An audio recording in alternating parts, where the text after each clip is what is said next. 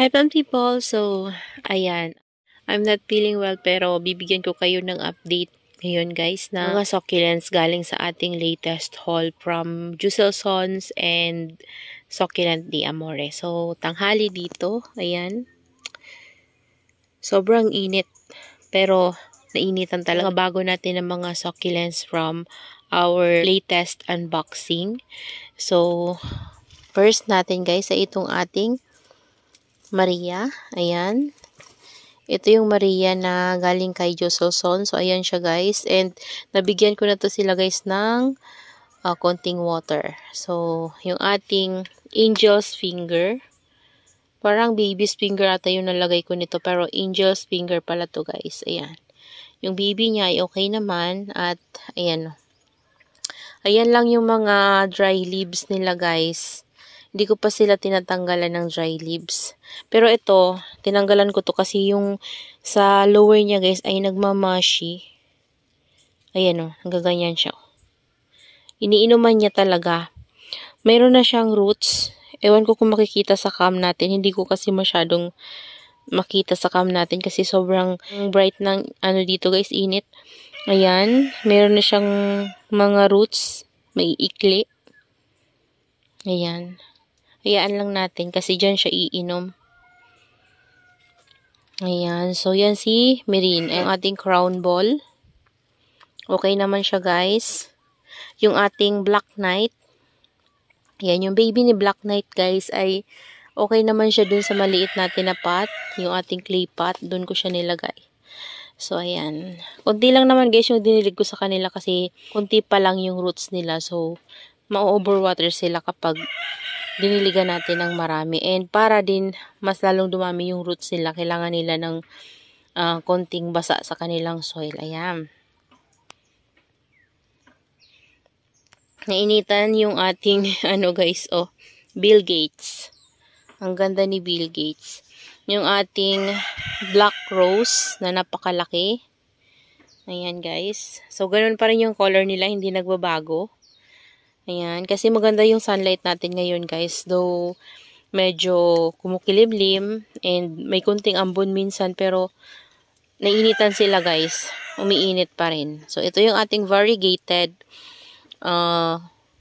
Black Prince. So, sana lumabas pa rin yung variegated niya guys sa taas. And, nabawasan yung leaves niya na variegated kasi tinanggalan ko siya guys. Siguro mga 4 leaves yun na may var. Para i-propagate ko guys. Ayan. Kasi sayang naman magdadry lang yung leaves niya sa ilalim. So, yung var niya ay nasa ilalim. Tapos, dito naman banda guys, yung ating monstrous, Silver Prince. Ayan. Okay naman siya.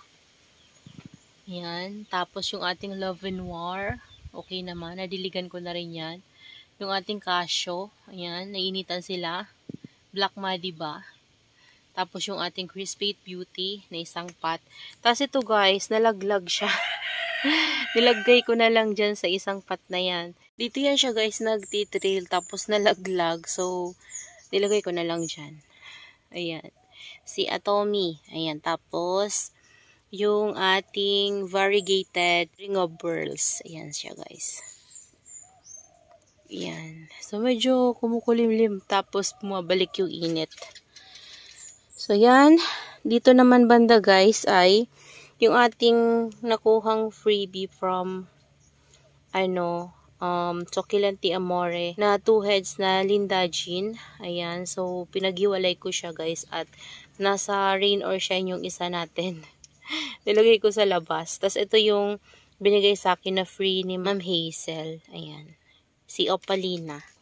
And then, dito naman guys, dito yung ating variegated Tito Buns or variegated apricot. Ayan. Ganda ng var niya guys.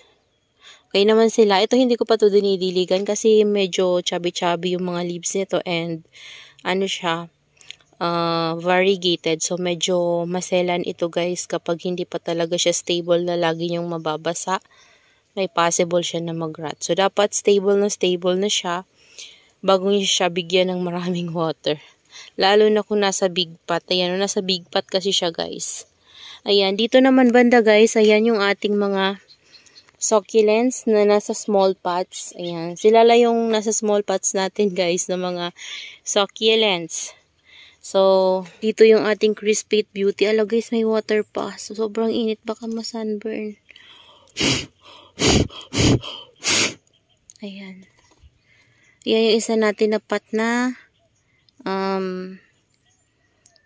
Crispate Beauty. And then, ito si Hebron. Ayan guys, may mga ano siya, flower stalk siya na palabas. Ang dami oh.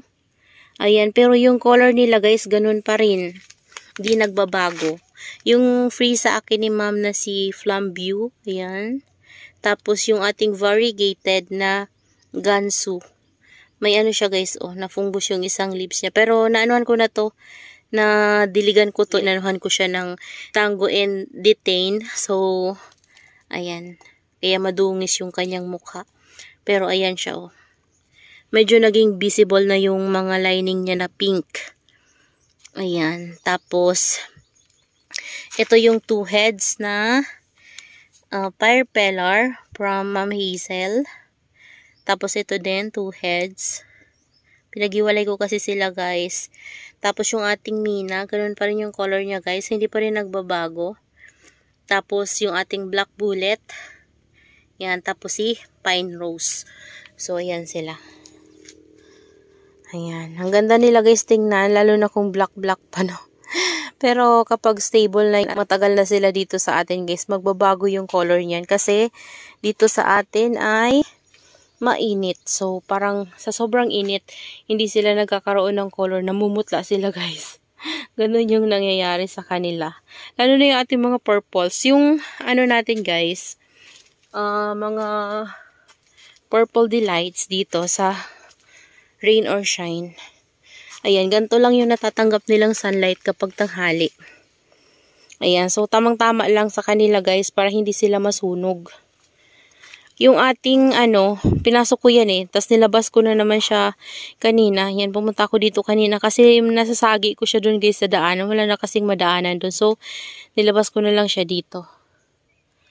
Ayan. Ang ganda niya guys. So, yung isang pot niyan, hindi ko na ilabas. Nandun pa. Yung nagkaroon ng mashi-mashi sa ilalim. Yung mga purple delights natin ay okay na okay naman sila guys. Ayan o. Ganda ng color nila.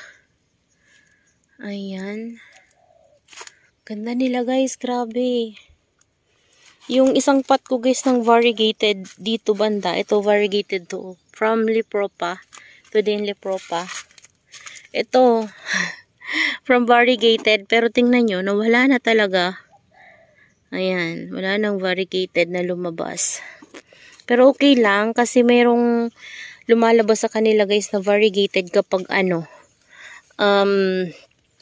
tawag dyan, pinupropagate ulit natin sila guys sa leaves. Kahit hindi var yung leaves na propa mo, basta galing sila sa variegated, minsan may lumalabas pa rin na var. So ayun, ang ganda nila, 'di ba? Tapos yung dito na area guys, ayan, hindi ko pa to naayos kasi tinanggal ko yung nandoon, yung big lactea natin na green, tapos yung isa natin dito na Aron P, nandun pa guys sa loob. Hindi ko pa siya nilalabas kasi nga diba naglusaw siya nung kakaulan dito sa amin. So, hindi ko muna siya nilalabas para ma-dry talaga siya. So, yun, nilipat ko muna dun kasi parang nakukulangan siya ng sunlight dun sa dulo. So, nilagay ko siya doon para mainitan siya. So, nainitan yan siya kanina. So, ngayon wala nang init yan kasi natatakpan na ng nyug. Ating mga propagation dito ay nadagdagan na naman kasi meron na naman akong ginawang bagong propagation ng ating mga succulents guys. And yung mga nasa labas na nilabas ko nakaraan, ibinalik ko na ulit dito. Ayan. So, yun lang guys yung ma-share ko sa inyo ngayon. Yun yung update ng ating mga succulents from our latest unboxing. Our latest haul. So, ayan. Ito si to guys, oh. Si Tinkerbell. Ayan, namumulaklak siya. Ganda niya, oh. Grabe. Sobrang kumapal talaga siya sa pot na to. Pero ito guys, wala tong garden soil. Yung dati pa rin to na soil mix. So, hindi ko na siya ginagalaw kasi baka magtampo. Eh, sobrang ganda niya. Ayan. So, hindi ko na siya ginagalaw. Yung mga pinugutan natin dyan na banana, meron ng mga pops. Ayan, oh. May mga pops na. Tapos, yung mga pinugot natin ay nandito. Nagiging stress na, guys. So, that's all for today's video, guys. And I hope you enjoy watching and see you on my next vlog. Happy gardening, everyone! And shoutout to pala kay Mama Donna TV, Sis Jamaica of Succulent Please, Sir Gios, Sis Babylin Nazarita, Almar Ferida, and also kay Susan Fable and Miss Linsky. Mega love shoutout sa lahat ng ating mga viewers. And maraming salamat po sa inyong panonood. Bye!